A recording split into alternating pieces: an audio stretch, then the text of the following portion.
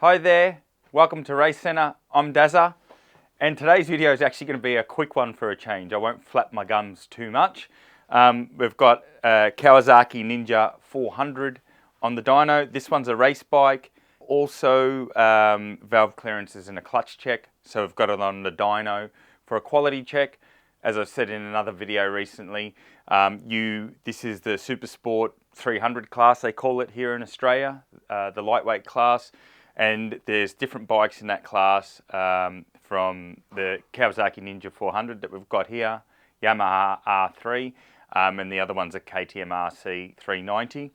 And what they do for parity, because obviously racing a 320 against which is the Yamaha R3 against the 400 wouldn't be fair. So they've actually got a rule where they limit they change the rev limit. Standard, they're 11,500 RPM.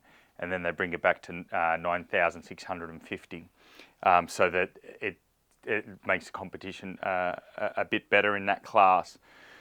So when we were doing the dyno check, we noticed this bike didn't actually have that modified rev limit. So we contacted Chris and said, hey mate, your bike's not actually legal to race. So we've flashed the ECU to get that rev limit in, which it's done now.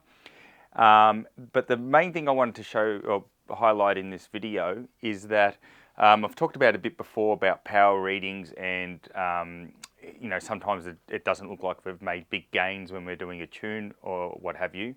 So the process we did with this one, first run we knew the rev limit wasn't there, so we then flashed the ECU, brought the rev limit down to 9.6, which you can see in the graphs.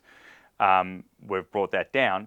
But what I wanted to show you was the lowest power reading which we had on this bike, which was 36.4 at the wheel, and then the highest power reading we had, which is 41.5 at the rear wheel. And we changed absolutely nothing with the bike. All that happened, and what that power difference is that tyre there getting heat in it. It's a cold day here in Melbourne, so it's a bit cool, thus wearing my clinker beanie. But yeah, it took a while, and being a lightweight bike, we noticed it a lot more. If this was a 600 Supersport or a super bike, 2 or 3 runs and the tyre would get a lot of temperature in it because of the sheer horsepower they produce. Low horsepower bike, quite light, takes it a while to build the heat. And you'll see that I think the first one, the lowest one, is like run 2, and on run 26 is the actual high horsepower one. So it took a long time for it to build heat. So I just wanted to show you that. If you're having your bike tuned, pay attention to a few of those little things. If you're comparing run 1 versus run 35, the bike wouldn't have built all the heat soak in the tyre yet, and the crankcases, and when it does that, it'll actually produce a bit more power. So that's all that was changed. So that's all I wanted to talk about.